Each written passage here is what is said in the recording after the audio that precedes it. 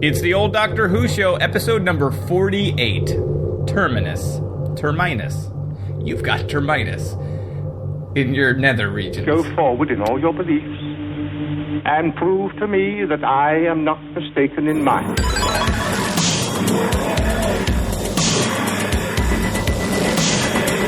You couldn't control my mind before, and you certainly can't control it now. Would you like a jelly, baby? The TARDIS, when working properly, is capable of many amazing things. Reverse the polarity of the neutron flows, and the TARDIS will be free of the force field. Well, the TARDIS is more than a machine, Tegan. It's like a person, you see. The resulting reaction describe it. Are you ready? It's the old Doctor Who show, your classic tri-weekly Doctor Who review podcast. I am your host, Eric. And I'm your other host, Dan. And we're meeting again. 3 weeks have passed, and here we are as a family. Older, wiser. Little wiser. Are you wiser, Dan? How was your 3 weeks? We had a horrible event happen. The end of Twin Peaks: The Return.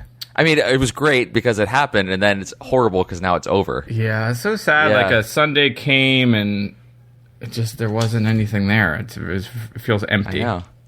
And we lost Harry Dean Stanton. We did. That was horrible. That guy. I was thinking about yesterday, because he passed away. That is another day. He's been in more movies that I've loved than anyone.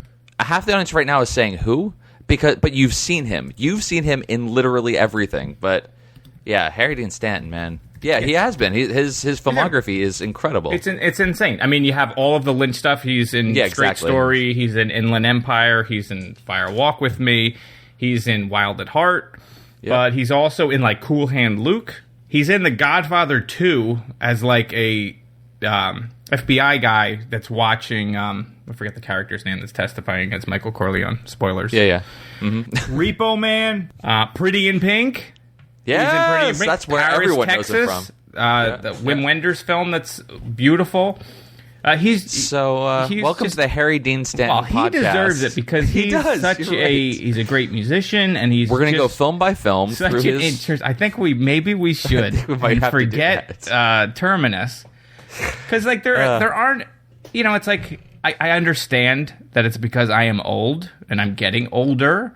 Yes, but it just seems like all the great things about Earth are disappearing, and we're left with just the most horrible. Like culture is just bottoming out, sort of in every way. You know what I mean? Well, I say that after you already said the Twin Peaks, and that was some of the best television I've ever seen. And R.I.P. Harry Dean Stanton. Yep. Who was in that? But beloved that was sad, and I can't go too much into Twin Peaks. Although, if you're interested, I wrote a whole blog post about what I think of the ending. Are you still evolving that blog post? Because you updated it I once. updated a couple. And I feel you know what is? I heard from some people that they weren't quite sure what I meant, so I backed up some of the stuff with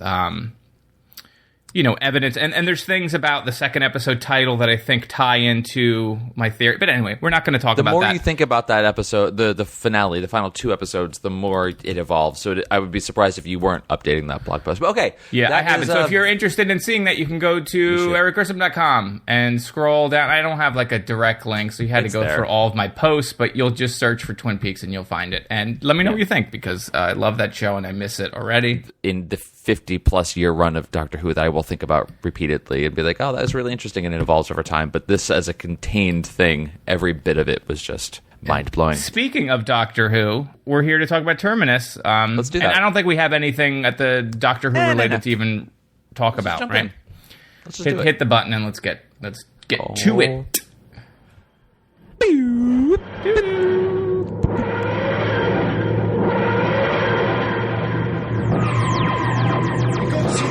Again? And Tegan? Yes, well, it'll be nice to know she's safe. Tegan! Doctor! What are you doing? I was trying to reach you. Turlough went back to the TARDIS on his own. I told you not to follow me. Doctor, say you're pleased to see her. Yes, well, I'm pleased to see her, but she shouldn't have followed us. You don't understand. Yes, well, we'll talk about it later. Valgard. Why does he never listen? There's a great deal to do. There always is. Tegan, I have to tell you something. Now, it's important to inform the authorities about what's been going on here. Make it impossible for Terminus Incorporated to retaliate. For example, you must make contact with the pickup ship. What ship? Well, the one that takes the cured Lazarus away. Well, the Garm will know all about it. We no longer have any control over him. Then speak to him. Win his confidence. You'll find him very agreeable. Doctor. Doctor, talk to Neesa. What is it? I'm not coming with you. What? There's too much to be done here. Tell her she must. Well, you can't stay. It isn't safe. Certainly not until the Veneer have sorted out how they're to run Terminus. And with my skills, I can help them. We need you too. I've enjoyed every moment of my time on the TARDIS, and I'll miss you both. But here I have a chance to put into practice the skills I learnt on Traken. Please, Neesa. I'm adamant. Please, let us part in good faith. You do fully understand the commitment you'll be undertaking. Yes, And that life here would be very hard. I am fully aware of that, but I want to stay. And you're a very brave person. I wish you every luck. She'll die here. Not easily, Tegan. Like you, I'm indestructible. This is Terminus. This is the fourth story of the 20th season. After Turlough sabotages the TARDIS at the orders of the Black Guardian, the crew materializes aboard a freighter. After being boarded by space pirates and part-time Duran Duran video extras, they discover the cargo is actually leprosy victims on their way to a cure. This freighter arrives at its final destination, Terminus, find a crew of slave labor and a giant mouse, rat, wolf robot acting on orders to fulfill a hit-or-miss cure on these patients. We learn about the origins of the Big Bang, we lose a companion, and keep a homicidal creep. This was written by Stephen Gallagher, people call him Steve, directed by Mary Ridge, and produced by the inimitable JNT. Yeah, and Stephen Gallagher had written Warrior's Gate, which we did, which I liked. A good deal. Yeah. Mary Ridge directed this episode, and it shows a kind of different style in the way that the editing and the acting style kind of...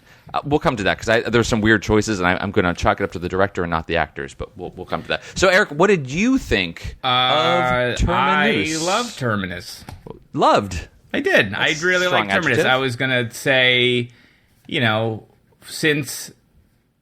when was it? Snake Dance, maybe? I've really liked the last few we've done, and the whole Turlough thing, like, we didn't really sort of know where he was going to go, and I think the two of us talked about whether or not he was an alien, or obviously it seemed like he was an alien. Yeah, we know that. This one, he straight up says to Tegan at one point, like, oh, you guys from your planet, as if everybody knows, which makes it more annoying that last storyline, they didn't just...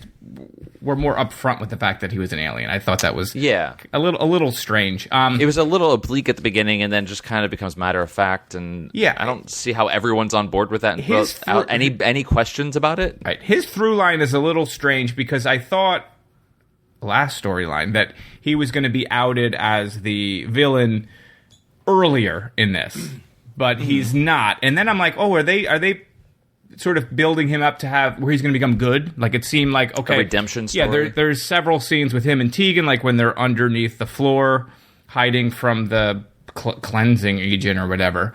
Oh boy, where he sort of seems like he's changing, but it doesn't necessarily seem it's going that way because the Black Guardian is really putting the screws to him, as it were. Okay, so that's where we are with this. That Turlough is on the TARDIS, and he's still under the sway of the Black Guardian. We see that the crystal that he uses sucks, too. Like, Turlough sucks. I don't want to portray it like I don't think he's a weird, creepy, touchy-feely, totally weird with Tegan in that first episode where he's, like, touching her and then sort of creepy hitting on her, but also, like, he's got a weird creeper vibe. No, it's definitely exemplified in the first interaction between him and Tegan. So we see Turlough in one of the corridors. He's talking with the Black Guardian, who's giving him orders like, you have to kill the Doctor, and then tells him the first order, too, was he's got to sabotage the TARDIS and take the space-time element, which we don't really know why, I guess, to strand the thing. But then the mission, as you're saying, is kill the Doctor. Yeah. So he opens up one of the roundels in the wall, and behind there is circuit boards. I had to take a break. That's what they are. They said the roundel, because I was like, is he just saying the round thing? And then I was like, oh no, they're officially called the roundels, and everyone They all refers to them roundels. as the roundels. It is an architectural design term. Yeah. They're round.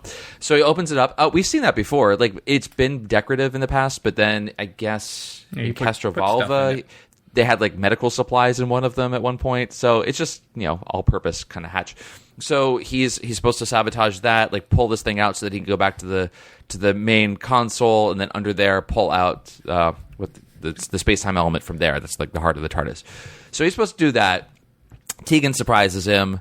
She doesn't trust him from the beginning, because his excuse is, I was singing. Singing, like, what poorly. a weird But thing. no, but he said poorly. Yeah, I was singing. And then he goes like, 0 to creep, and all of a sudden he's like, you look so good when you're mad, or like something weird. He's trying to be charming, but it comes off as smarmy, which is, I guess, part of the character, which is fine. Yeah, he should be going door to door, and I've moved into your neighborhood. You have to sign this, because like that's the kind of vibe I get from that guy. Whatever he's doing at that school. But he's got a winning smile, so yeah. And then as soon as she turns her back on him and she still doesn't trust him, he completely starts glowering again.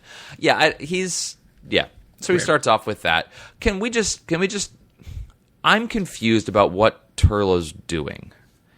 He's under the sway of the Black Guardian because ... Well, it started where he made a pact with the Black Guardian that he was going to be allowed to leave the planet. Sure. He's beyond that point now. He's on a space and time vehicle right he could now. just ask them. He could just ask the doctor. So what's the deal? Well, in this, there's a lot of those questions. No. He can't. The crystal thing healed, and he can't throw the crystal. Remember in the previous story, he tries throwing it, but it's stuck to his hand.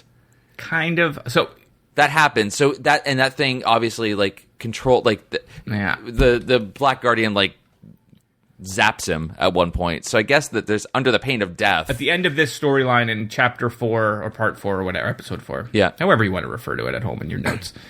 He definitely gets sort of the Black Guardian does something to him to control him.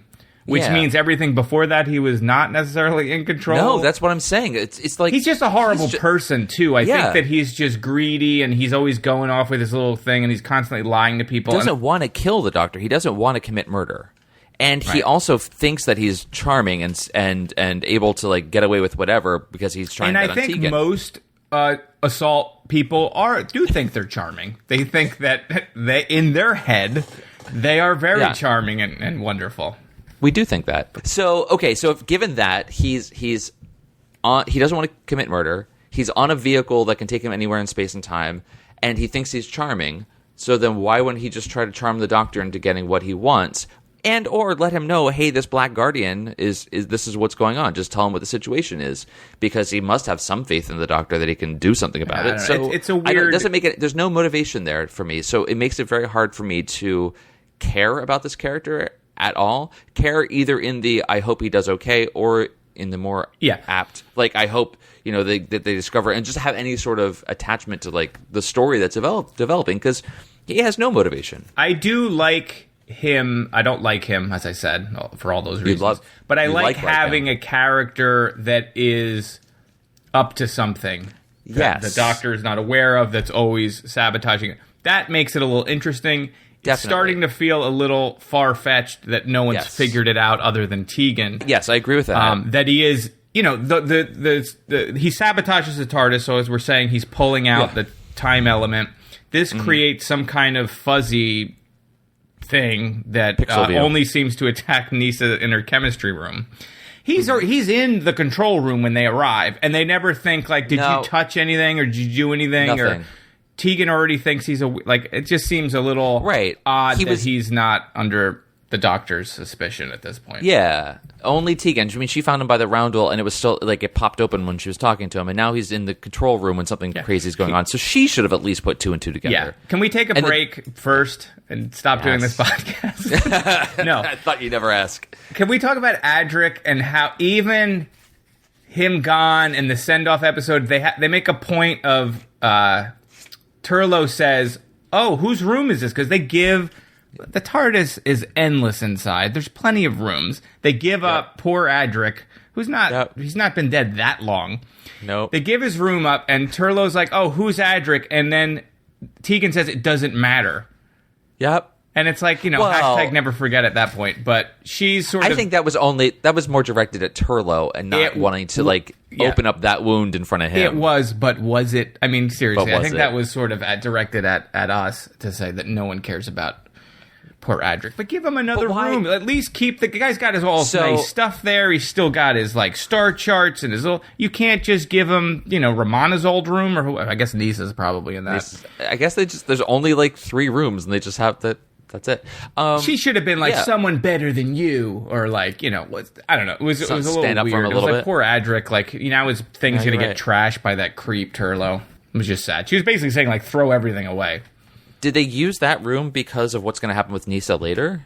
Was this remember companions leave and this things happen to? I mean, why else? Maybe, yeah. Thematically, why else would they even bother? with jumping that? to the end there, we're gonna lose Neesa, who I rather enjoyed this story. Did you know she was leaving? Why does she take her pants off? And I guess we will get to that part, because that was a little strange. Yes. And doesn't make a lot of sense why that happened. Maybe we should follow this chronologically, because there's something in here that I don't quite understand. All right, whatever. So backing we'll up. take it to he sabotaged the TARDIS. Yes. The TARDIS has a whatever happens. I'm not quite sure what happens. That fuzziness. The TARDIS has it's breaking down reality, or between different universes, reality, whatever. And the TARDIS has a failsafe that it's going to find the closest port in a storm, and then it docks on a luxury liner that's headed towards an unknown destination. It attaches itself like a lamprey eel to a shark. So she goes through the door with the cool-looking skeletons, which I really like that. I love those skull tattoos. Cool. They were really, really... are we going to get face tattoos of those? I didn't quite understand those either. Were they marking the fact that these people are all sick? Because the skull disappears and then reappears. Later when they have to... The TARDIS door disappears, which I'm not quite sure why it does, but then they have to make it reappear. I know. Yes. Why did that happen? I have no idea. Okay, I didn't know either. Several things that confused me in this. Will point that out to us that it was clearly obvious. Why it was not, though. But yeah, so that's sort of where we're at. So take it from there. So we have the skulls all over the place, which I thought was this is like a derelict ship, and maybe that's graffiti everywhere. But we find out that those are the doors, and it's this plague ship full of lepers, space lepers, Lazarus disease or whatever. So. The lasers or something. And we also skipped over a little bit. Neesa, there's just these strange cutaways for 10 seconds of Neesa doing chemistry with an abacus. And I assume she's making meth or something. She's got something else running through. Yeah. But we see that a couple times, and I guess it makes sense at the end why she stays. We have to say, everybody remember she's great at making chemicals. Right. Who wants, methamphetamine? It's great for your teeth. But she had striking eyes in this, too. I had that in my notes. We got a couple of close-ups, and I'm like, I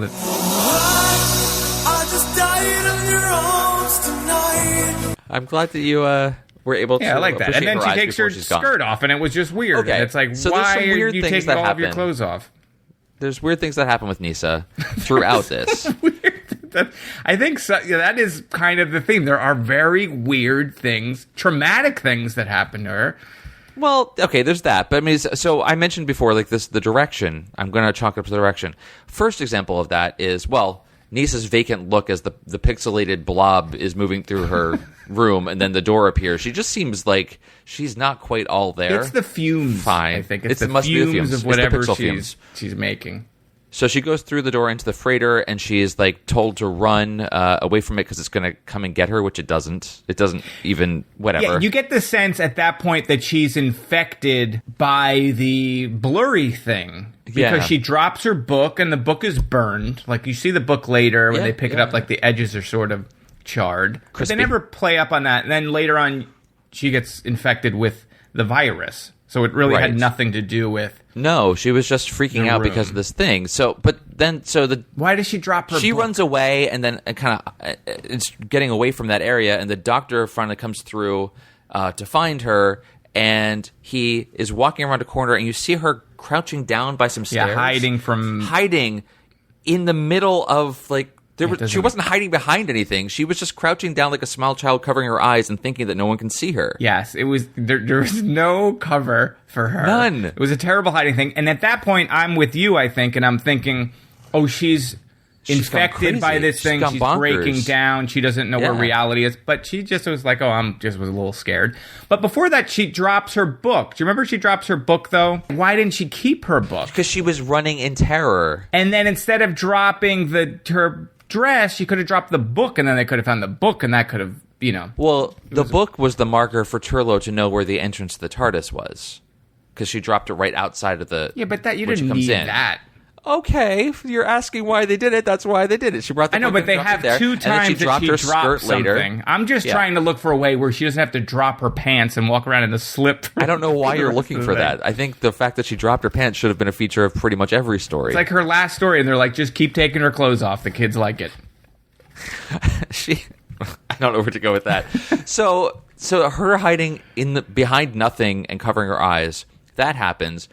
There's a scene way later where Olvir is skulking around, and he's hiding from the goon squad, and he's standing behind a really thin pipe, and to hide, he just looks the other direction. Yeah, he's going through some things, though. Like, he lost his sister to this weird disease. His band kicked him out. They were touring in Minneapolis, and they just left without him, so he had some other stuff going on. But yeah, you're right. There is a lot of hiding.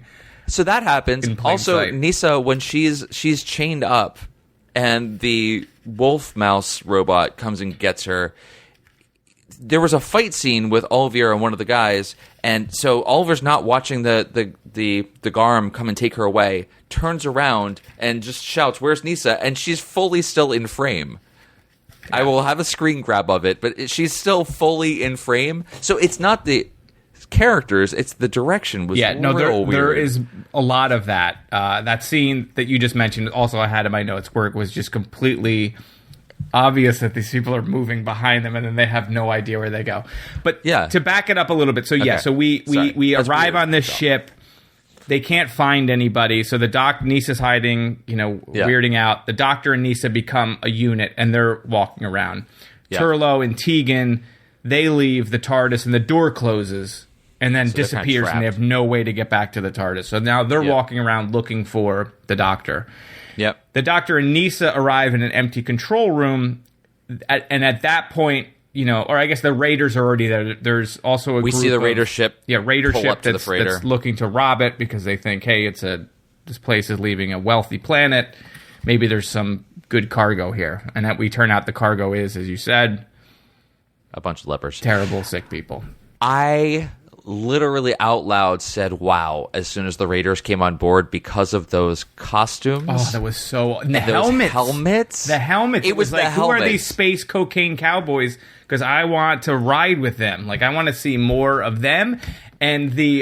who are the other people? The roller skating... They're on roller skates that were fighting the Daleks. The Movellans. Like, I just want the Movellans and then these guys and... They're all coming from the same party. Roller skates. Yeah, I was visibly clapping. I was just clapping because this was like, now I'm in. The helmets make no sense at all. They're kind of they're thin from front to back, but super bulbous and wide on the sides. Yeah. It's got a Barbarella feel. The whole thing has and I love Barbarella, so that I was way into that. But the helmets just kind of come down and rest on their shoulders. They don't even create a seal of any sort. They're just there for... I don't think they're actually functional. I think they're just fashion. They're just fashion. Oh, I love those 80s. So they have those, which is great enough. Then they have these full Buck Rogers-y style white polyester uniforms with capes and everything. And that's all fantastic. And then it gets better because they pull the helmets off and they have this hair. Yeah, the hair. They both have this amazing... Oh, God. It was just the best thing. Yeah, they look like they were almost like early MTV VJs, too. Yeah. But yeah, they were awesome. And the guy... You said the guy's name. I'm trying to go through my notes. Olvir was awesome at the end of the first chapter where he's screaming, "It's a leper ship! You're all gonna die!" Did you notice his business in front, party in back? He had he had the feathered hair with a ponytail, which is really, really... I can't stop talking about their hair. And he's combat trained. So And he he's got- also, well, you know, obviously. they say Obviously. that a few times. And he's got the black eyeliner and blue eyeshadow. They both have that, which is real nice. I love the androgyny of 1983 space. It was very cool. I like operas. those two characters a lot. Kari and Alvir, they were really, really cool. So they have their space lasers. It was their performances, especially when they pull out the lasers and have them trained on the Doctor and Neesa when they're in the control room. It was just so campy the way that it's just over the top. Like I don't know how better to explain it, but just like pulling out like the guns and just drawing them on them. Like, now you're gonna. Yeah, they all draw very slow. Like when the Doctor comes in, it's like he's like waiting, he's looking at his watch, and he's still whipping the gun around. But hey, it's a kind of a type of future where you use computer rocks. That was like, hey, could you get me some more of them computer rocks? If you see them laying around, can you just? He somehow knew. He was just kind of flipping switches at one point. He didn't really know what he was doing there, and just kind of flipping switches, and they just needed more lucite blocks to go in there. Okay. So the this boarding party, scouting party, is left there. Yeah, so they're abandoned. So then we realize, oh God, this whole place is going to Terminus, full of infected people, and nobody leaves Terminus. Were they left behind? Was that like a whole plan to leave them there? Like no. We gotta ditch these two losers. Let's just drop them off on this ship, and we're gonna skedaddle. I did not take it like that. Yeah, they're robbing it, and I think they realized where the ship was going, and they were like, and because they were on that ship, they were probably infected and just left they were expendable. Okay. And then the Tegan we talk about Tegan and Turlough are also sort of pursuing the Doctor, and as creepy as Turlough was, all of a sudden it felt like, well, is there like a romantic thing going? Like they're growing, working together, and Tegan is sort of more into, like, it felt like this could go, all of a sudden it's like a romantic comedy, and the two of these are going to be a couple. Yeah, this is the beginning of a 4-season long Will They Won't They. This is going to be amazing. No, but it does. You're right. It starts off where they're just obvious. Tegan from the very beginning is suspicious and doesn't like him, and then starts softening a little bit, but still kind of gives him a whole lot of crap. Why do they spend so much time in the floor? Because I think, it has to be just that they're setting up that these are going to be the companions now. For however long that lasts, and I have no idea because I haven't looked ahead and I don't want to know. Yeah. But like that's the only reason is to like give them this chance of interaction where Neesa gets her time with the Doctor. As far as the story goes, they go to hide there from the robot trapped or something. But then they can't get out, but they know how to get out, but they spend so much time in the floor. Like there's so many cutaways to them underground, under the floorboards. And then at one point they're like, yeah, let's just go back out. And then they go back out like there was nothing stopping them from just going back to that first control room or the piloting room. Turlough had to bend a bar and break them out of there, so don't discount him. Yeah. He kind of saved them there. And I did like that the scene of... so I guess for some reason Tegan thought that one of the voices saying "help me" sounded like Neesa, and I guess it kind of did. But she goes over to the door that has the big skull on it and tries to flip switches to open it, and then all the rotting hands come out and grab her, which was very cool. I thought that good. That was a great moment. Like and you're like, oh, zombies are on this thing, and then the way that they play them up is just the hands reaching out. That was great. Yeah, but it's such a typical thing to happen to Tegan now. It's like, if that's going to happen to anyone, it's going to happen to Tegan. A horrible thing is going to happen to Tegan every time. And this time she just kind of shakes it off. It's like, yep, another day in the galaxy. Well, you talk about Tegan thinking she hears Neesa. Yeah. The Doctor clearly hears somebody calling for help and calling his name, but he just keeps leaving. And walks. He's still following a blood trail that he is just assuming is Tegan's. as Neesa's. Yeah. But he doesn't know. But he still is going to... And meanwhile, he hears someone calling doctor, and he's like, maybe They're probably asking for another doctor. They'll figure it out. Yeah, not me.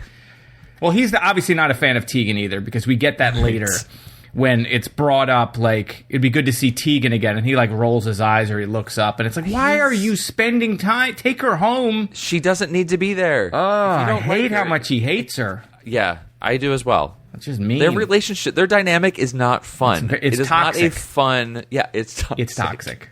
It's time for an intervention. We're going to set them down. No.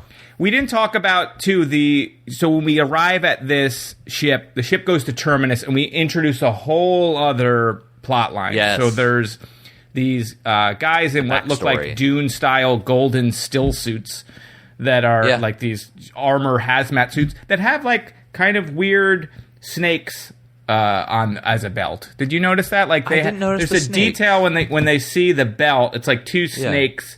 It almost looks like that symbol in Conan the Barbarian of the two snakes sort of looking at each other, which is kind of weird, but what have you. I did notice on the masks that the masks have mustaches, though. But I didn't notice that the belts had snakes. So I did not notice that the masks had mustaches. Together we sort of form a snake eating its own tail. Damn. Speaking of mustaches, how great was the guy's mustache when he takes his helmet off? The friendly-looking guy that wanders into the Forbidden Zone. Yeah. He had a great mustache. That was I liked that character a lot. And his... So he I guess we come back to this later, or we can come back to it later about... We kind of hear the big story that this is telling. I thought it was Boar, I think was that character's name, but he was super friendly, kind of crazy, dying from radiation poisoning. Was he Boar, or was the bad guy Boar? There's the bad leader. I thought he was Boar. Okay, it doesn't matter. I don't know. They all got kind of confused. I was just like, the bad guy that becomes a good guy. I just kept calling him the Hound. I thought he was like the Hound from Game of Thrones. So that's how I was sort of referring to people. So the whole deal is Terminus is the name of this destination, is the name of the ship, is the name of the company, it's the name of the Terminus everything. Is the name of the destination, but it's also Terminus Inc. is the name of the company that owns it, and they charge people for a cure, and you get sent to this planet. This is where I get confused, and I guess we might as well talk about it. So you get sent to this planet, you're treated terribly, slave labor runs it, who are sick themselves, and the reason why they run it for free is because they get the antidote for, I guess, the radiation that they're getting, or a cure of the... I think it's from the radiation, not necessarily I would assume the disease. so, but like they're dealing with lepers the entire time, so why aren't they also infected? I thought maybe it was just like this temporary, not cure, but this thing that'll keep them from getting worse or dying, whether it was the radiation or the... They play it off like it's the radiation, because he goes into the Forbidden Zone and gets so radiated that they need to give him this medicine. But in any case... They treat these people terribly. They put them in rooms of just sick, terrible-looking, ugly-looking people.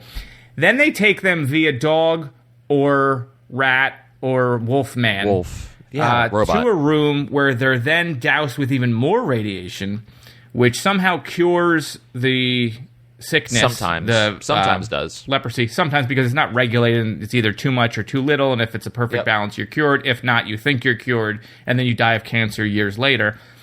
But they never tell you how you get off of the Terminus. Like, where are all the people that are healed or not healed? Where are they sent?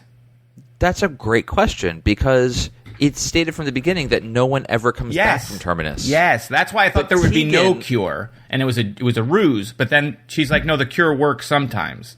Right, So I'm where sorry, are I the meant to say people? Neesa. So yeah, that's what's confusing. Neesa says, like, it's hit or miss. I can help them, blah, blah, and it just happened to work for her. Fine. So whatever, her physiology, it worked for her. So it must have worked for, even if it was like a small percentage, like 1%, then it wouldn't be that no one's ever returned from... Do they just stay there? Yeah. Is there a whole like vacation luxury resort out back that we don't know about? I know, that's what I think. She makes a point of saying you can think you're cured, and years later... You'll get sick again or whatever. But no one ever leaves there, so I don't have any idea what's happening there. I think in Chapter 4, don't they even say something like, oh, make sure you check with the people that take the people off the planet? Or there's like some weird line that they say when they're trying to make their plans for making sure the company doesn't attack them again. Oh, I had thought that was just the ship that brought them there gets decontaminated and sent back again. So I thought it was just one of those like return trips. I don't know. There's got to be where are the healed people or the not healed people? Who the F knows? It's not like Neesa was the only one that went in that room. But if she was the only one that went to the room and got cured, then why would she say that it's hit or miss and you wouldn't know? And why would they decide to take her? And why do they have a policy that says the people that are the less sick go first, which makes sense because you're like, because it's unregulated, so the people that are less sick are more likely to be cured, and it would look like it's working. I don't know. It gets very muddled and Yeah, but I mean, so Terminus Inc. is... Neesa takes her pants off. Like, that happens. She takes her pants off because she's not feeling well? Because she's not feeling well, and it makes no sense. What's the first thing you do when you're not feeling well? You take your pants off. It was weird, and then she's hardly got any clothes on, too, most of this. And I guess it's her last storyline, so they're like, I don't know. Just go for it. Very weird. I imagine people ask her that question a lot at conventions. Why do you take your pants off? Frankly, the outfit didn't suffer for a lack of pants. It looked great without it. I wish I had, fabulous. we talk about how we do BritBox now. Like, I wish I had the DVD just to see if there was a making of, because I would like to know, like you were saying, some of the choices that they're making, but also why that was added. Because it's almost like it was added as a way of them finding a piece of clothing so they know what direction to go in. And that's why I was yelling before, like, well, just save the book for that and have her drop the book at that point. I don't know. Whatever. I'll try not to talk so much about Neesa losing her pants, but it just felt so weird and out of place. And it just doesn't make any sense. Okay, all right, sure. Yeah. I do like when the juice, can we call it the juice? Or whatever, the Dayglow stick that they shoot up. One of the guys shoots it up and he just says, a sweet taste of life. Bittersweet. Is it bittersweet? Yeah. It's a bittersweet taste of life. I don't know what that's supposed to mean. I guess because it's not really, they're hooked on it. I don't know. It was like getting jacked up. Like they're all like, totally is whatever Neesa's cooking in that abacus lab of hers. It's going to be so much better. She's got to get the pure stuff. So can we talk about the Garm? Yeah, what is he? What is it? Where did it come from? I thought it was a rat at first. I thought it was a wolf but then he kind of looks like a dog. I think you're probably right. I think it's more of a dog-faced boy. Just that head. And can I just say, that headpiece, that constructed costume head, on its own, looked amazing. Like, it was really well done, I thought. Like, the detail of it looked really cool. The hair on it, even the glowing eyes were fine. But, like, the ears looked amazing. And then it was just stuffed on top of this body that made no sense. And there's no reference to... Was it living? I guess it was living. It was living. It looked like a rope, but it had red eyes and, like, metal kind of body going... Well, he had armor on. At first, I thought it was an outfit. The arm. I thought it was literally like, he was wearing animal skin. Then I was like, oh, it's a rat boy. And then I was like, oh, it's a rat that was in the Forbidden Zone and the radiation has mutated it. Oh, I like that. But no. Maybe not. Like, I don't know, because then they have a point of, like, at the end, there's sort of this switch that's going to dump the bad fuel and end the universe, which I guess we could talk about that whole thing. Yeah. And they're like, it's so hard to pull this switch that they need this superhuman guy. Was he another pilot that got mutated, and that's why he was so strong to do it? But I don't think that's it. I don't think so. And why were the pilots so strong? They weren't giants. They were that strong. I mean, the computer is sort of operating the switch, so they're fighting against the computer. But it just seemed weird So that's why, because the original pilot couldn't stop the computer. It was all computer controlled that it dumped the core. Yeah, but don't they say, like, the pilot must have been really strong, and then they're like, oh, we know someone who else is right, but strong. they hadn't quite put it together I guess yet. I have, like, Prometheus in my head, too, all the time anyway, so I'm thinking of those giant dudes. But they hadn't quite put it all together yet, so I don't think they knew what was happening there. But I don't understand. The whole thing with the Big Bang, like, I feel like they're always trying to create the Big Bang. Yeah. So the ship was a time ship, and then it went outside of time, the fuel goes bad, and it's got to dump the fuel, but the ship dumps the fuel through time to the year, to the event 1, and then it explodes and causes the Big Bang, which creates the universe that the ship existed in anyway. So it's sort of a so that paradox season, or is it a multi-universe? It seemed also needlessly complicated to have all of that, just to have the stakes so high that it's going to end the universe when it has There could have been another way to get there. Yeah. Yeah, it was like, I still don't understand why the ship was traveling through time and then ended up creating the universe time that it core existed into a void that then created the explosion that was the Big Bang. So so it's a paradox because it was in a universe, right? Unless it created another universe, which would but sort they don't of make say sense. That. But they don't say that. So they don't say that at all. Like, all right, fine. So I guess we're just supposed to go with it and be like, okay, so it is a paradox, and I don't know. It just seems like I don't think I like this movie. This story like as much now that I'm talking about it, because there's lots of like little things. Although we did get a return to, you know how I feel about tiny printouts. We got one of the world's smallest printers. That Neesa prints out, and is it like a map, or it tells her where it's a schematic of the ship, but it's entirely on tiny adding machine tape, but it's not written out. It's actually like punch card format. It's the future is paper, but it's been so long since we've had one of those, and every time they do that, I always get a kick out of that. And as she's struggling to actually rip it off, like she just couldn't quite break it, so it just looked super strange that she's just pulling this little ticker tape off. But hey, that's the future. And then poor Neesa. So Neesa gets sick, this time from the T-virus, or whatever it is. The T-virus? That's the Resident Evil virus. So she gets sick, and then the Night's Watch, or whatever, those dudes in the gold armor, take her away, and they stick her in these rooms, and it's what a fate for Neesa. Like, I kind of like that they do that, because it informs her decision at the end that she decides to donate her life to saving people, which I actually think this was a great way for a character to go. I thought her ending was good. And I do Same with... Go on. We have actually, that's funny. It was this one and Time Warrior where we have Romana 2 leaves to do the same thing. She's just going to stay in that universe in order to help people. It's funny that we have the same director for both of those things. Writer, you mean? Well, writer. Sorry, writer. Yeah, You're right. Warrior's you're right. Gate was... Warrior's Gate. Yeah. The one what did I say? Time Warrior, which is another one that was... my bad. Yes. Yeah, but I see what you're saying. So I guess if you need a companion to leave for these reasons, call These are good ways guy. to do it. Yeah. Call Steve. Yeah, I agree. I mean, it's fine. It did kind of creep up on me and then felt a little bit exaggerated. Her leaving, you mean? Or her getting thrown in it didn't seem entirely motivated, but that's fine. I like that she took Tegan aside and told her first. Yeah, because you see the two of them in the background talking, and that was kind of nice because they had a really good relationship. I actually liked their rapport a lot. Because Neesa treats Tegan like a human. Yeah. And Tegan basically treats everyone else like a human. The Doctor, for some reason, has decided to treat Tegan terribly. And Tegan reciprocates. I don't know who started it, but she's very snipey at him all the time. Actually, even Turlough makes reference to it about I choose to disagree with people politely or something like that, as opposed to what you do with the Doctor. You're right. They do bring that up. That super it's weird. Going both ways.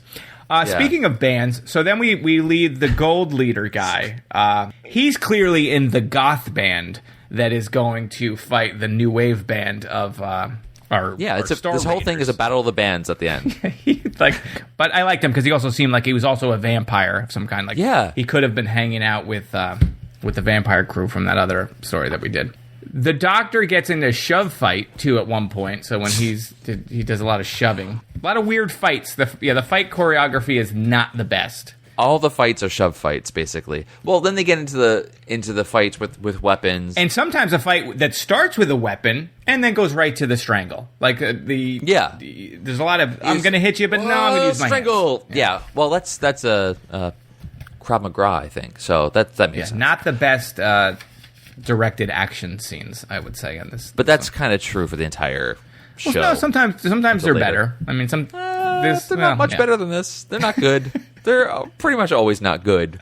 So there's some kind of crazy fight scenes. I just want to know what the Garm is. I want to know how he got there. I want to know his whole backstory. I want you to write some fan fiction for me. If you could just give me a backstory, that'd be great. Tegan, and I'm talking to you, Eric, as well as all of our listeners. Listen, Tegan at one point too goes in the control room, and I can't even remember what she's doing. But does she really solve it by Fonzie hitting the console? And that's what fixes it? Man. She's got powers. But that happens, right? Yeah. Because she's doing something. I remember, and there's a scene. She's trying to stop the ship's gonna leave, right? That's what it is. It's automatically gonna depart, and she's yelling for stop, and it's not a voice controlled thing, but she keeps yelling to stop. Then she's sort of not really hitting enough switches. She's just kind of walking around, and then they show her hand hit the thing, and then it stops. That was dumb, right? Was it? I don't know. Kind of awesome. Maybe it was She's great. Fonzie. Yeah, she Fonzie's that, but I don't know. I thought that was dumb. There was another dumb thing. So decontamination robot. Is that what that thing was supposed to be? That was the level 1 decontamination robot. I don't know what that robot was. I don't know what the decontamination thing, because it sounds like in the beginning it's a serious thing. You better get out of here. And I thought that was like a poison. Yeah, but they stay underground. They keep breathing it in. They're totally fine. So they're fine. But then there's this robot, and it's like, I guess it's the first shot of it with its pincers and like everything. It's like, okay, that's kind of cool. It never moves. It stays in the same spot. Yeah, I don't know how cool it was. No, okay. The first shot was like, oh, interesting, not cool. It was kind of interesting. And then, Tegan basically just walks wide around it so it can't get her. But then there's one, when Neesa and Olvir are talking, and it becomes clear that she's infected, that robot's there behind her.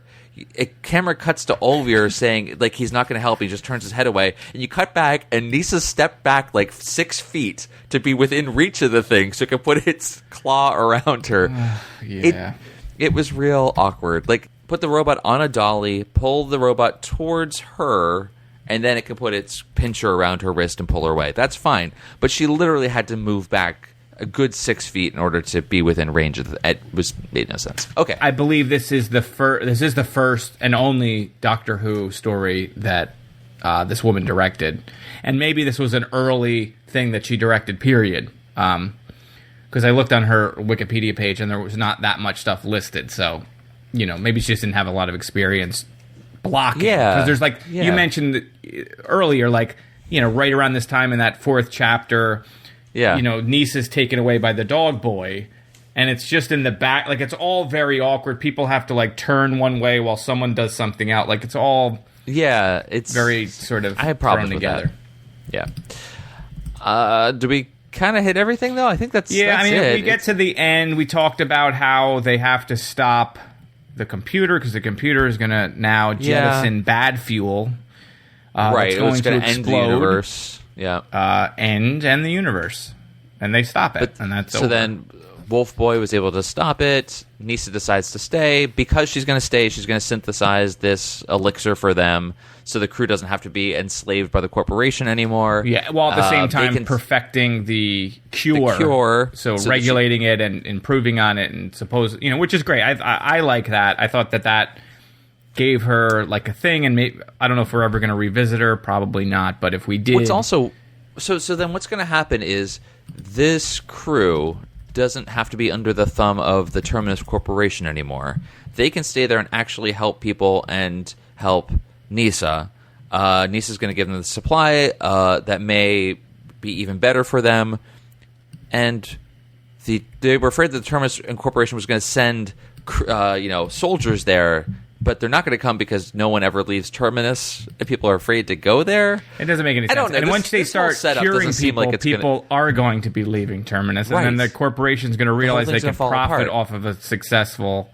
It's not thought out. It's going to end in bloody civil war, and the corporation is going to be macing Neesa in the face and throwing her in jail at some point. I look forward to that story. Yeah, resist, all right. Neesa. Resist. We do get the Black Guardian. Again, the Black Guardian is scattered throughout. Every once in a while, when you ever forget about him, Turlough whips out that little decoration, speaks to it. At the end, an unfortunate zoom close-up, you do see the nose hair coming out of the Black Guardian. It's just sticking right out of his... That's how you know he's an agent of chaos. He's an agent of chaos. That's true. That's fine. Yeah, so now I guess we're set up with just Tegan, Turlough, and the Doctor, and Turlough's supposed to kill the Doctor. Yeah, so kind of interesting, too, the fact that Neesa and the Doctor got along so well, and now Neesa's gone, and you have Tegan and the Doctor who hate each other, which could make for interesting stories. Yeah. There'll be a lot of drama and tension there, so who knows? I mean... Is that really what you want from a companion relationship? No, I don't want that, but... And then you have Turlough, and the Doctor likes Turlough because he's smart and kind of is able to keep up with him.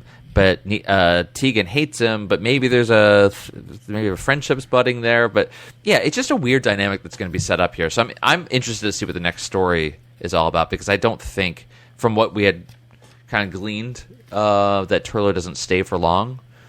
But So let's just see. Yeah, we'll see. I'm interested to see if the Black companion. Guardian clips that hair off. That's really what I want to find out. Maybe that's on the DVD extras.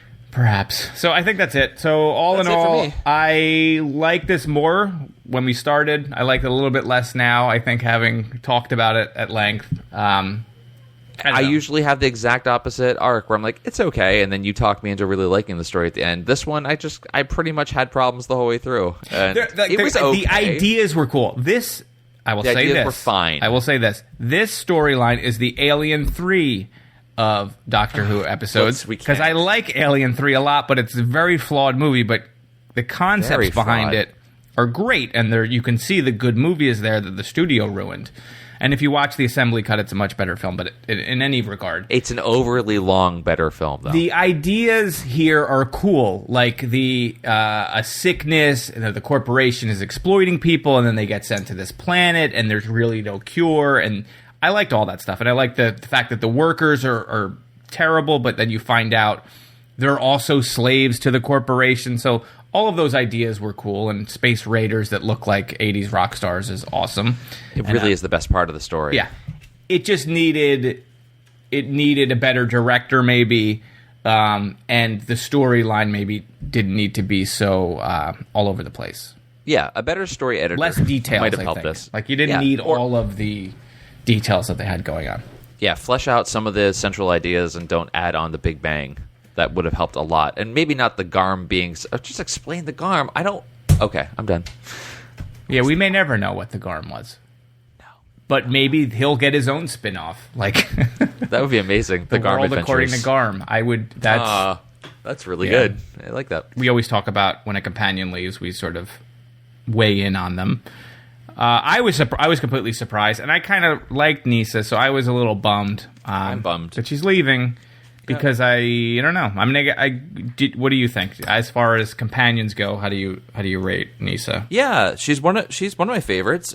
She grew on me. She wasn't so great at the beginning. I did like it seems like they found the character. Yeah, and she had more and more to do and became more confident, and I really liked her confidence with the Doctor. She brought a certain set of skills to it.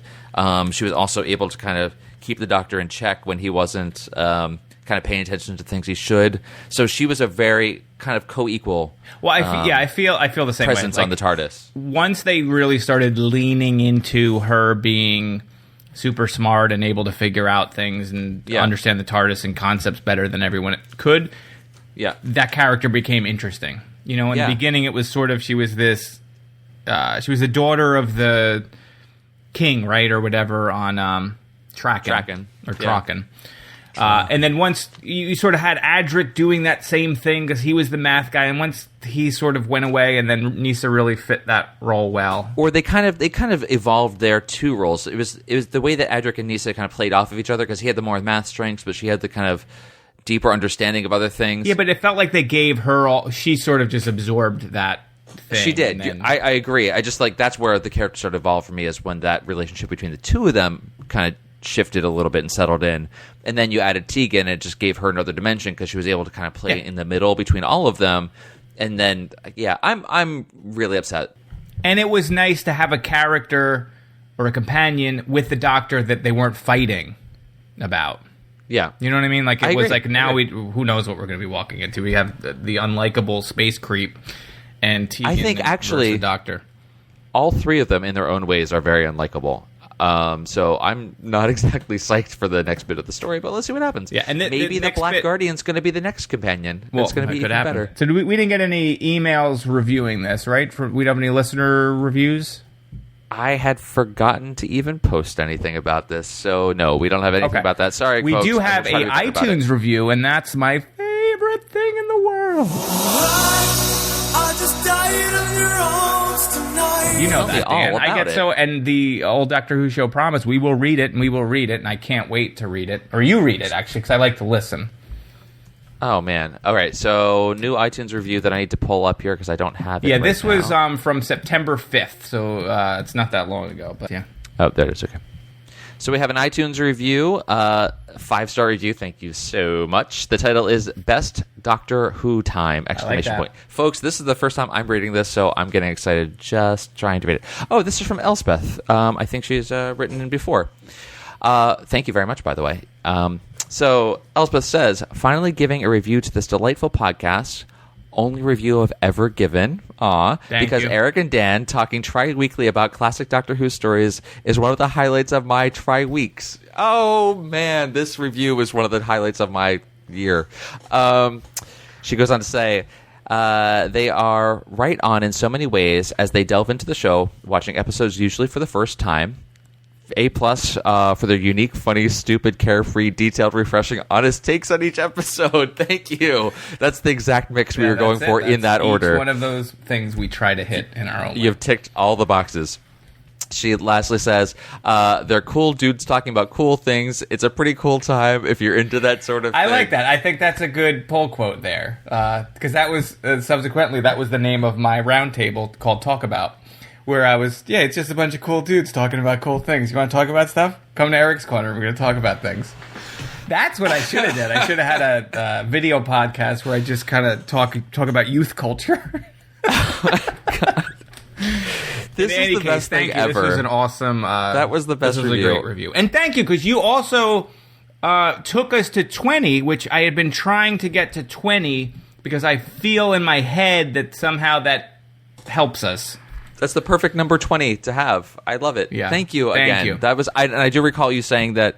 I think this is the listener who listens while gardening, which is really cool. And you had threatened to give us a review at some point, but said you couldn't get around to it. I say threatened jokingly. That was a great review. Thank you so much. Thank you for getting around to it. We do also have some Facebook feedback as well. Yes, and if you want to get your review read and make us happy, please go to iTunes, subscribe, and leave a review.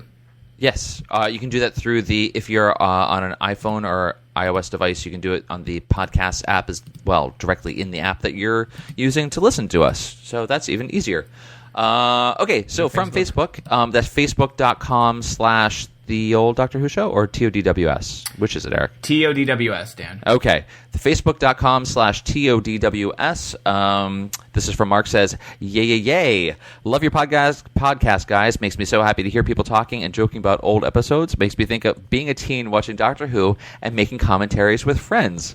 Also love this episode. Keep it up. I think that was the Modern Undead. Thank you. That's the whole point of doing the show, is for me to talk about old Doctor Who with my friends. So I'm glad that you get that enjoyment too. Secondly, we have from Deborah. Hi, Deborah. Already listened to the show early this morning at about 3 a.m. I like the episode of Modern Undead. Wish I sent a review, but I wasn't feeling good and forgot to send it before you recorded the show this week. Hey, that's okay. I forgot to even solicit feedback for Terminus, which I think would have been amazing to get some feedbact from you guys. No idea Dogface Boy was going to come. So no clue. I didn't know that. Probably have some things to say about I didn't know Neesa was leaving. I did these space jumpsuits. So what I'm going to do is I'll put up some stuff on Twitter. We'll put it up on Facebook to get you guys to give us some feedback, and we'll just read them next time because these have to be treasures. So if you have thoughts about this, please just feel free. About this story, any story, I know people are listening to it out of order as time goes by. Go ahead, drop us a line. Just tell us what story you're talking about, and we'll read it and respond to that as well. It doesn't have to be this one. Yeah, and you can email us at theolddoctorwhoshow@gmail.com. That's probably the best way to get to both of us because it goes. Yeah, we can get it there. We'll get it on Facebook. We'll get iTunes reviews. Twitter is probably harder because it's short form, but feel free. Let us know what you think, because you hear what we think, and you guys have been watching this for longer than I have, certainly, so you probably have more feedback than I do. The next story is part 3, final part of the Black Guardian trilogy, so I expect some kind of closure on the Black Guardian saga, but we'll see. Looking forward to that. So yes, in 3 weeks from this time, we'll be reviewing Enlightenment, which is number 49 of our series, and then number 50 will be the 5 Doctors after that. That kind of worked out nicely. So our big 50th episode, if you want to definitely watch the 5 Doctors, if you want to send in an MP3 or a WAV file or something, we can play you on the show, because it will be our 50th episode. That would be really awesome. We'll give you guys some more ideas and plans for the 50th episode. Maybe there'll be special guests. There will not be special guests as we celebrate. Yeah, but no special guests unless we're doing characters or something. I'll wear a wig, something classy. Hand puppets. Okay, with that, all right. Let's I think we're done. This one down. Thanks, folks. All right, good times. All right.